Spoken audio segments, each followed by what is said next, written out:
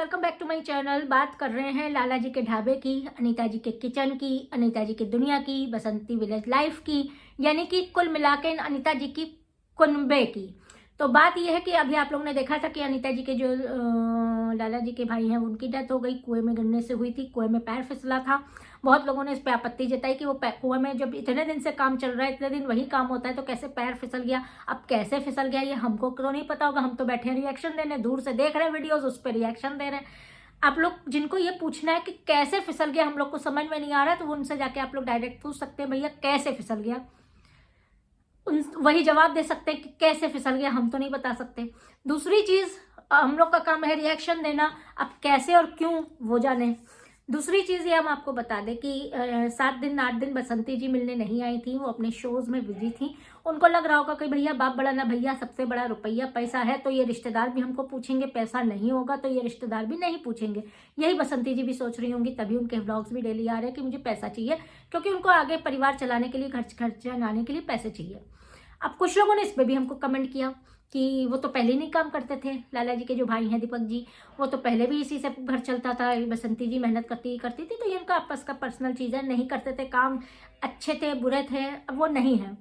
हम कोई नहीं होते टिप्पणी करने वाले। जो है कुछ चीज़ें आ रही हैं सामने, कमेंट आ रहे हैं सामने कि कुछ दिन पहले ये चीज़ झगड़ा हो चुका था, कुछ टाइम पहले ये अनीता जी ने बोला भी था कि ये कुएं को बंद करा दिया जाए, इसमें जाल लगवा दिया जाए।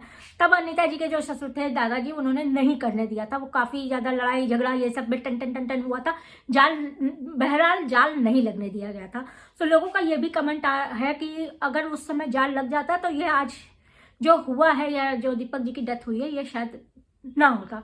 चलिए इसमें हम भी मान सकते हैं कि शायद अगर लग जाता तो ये हादसा ना होता।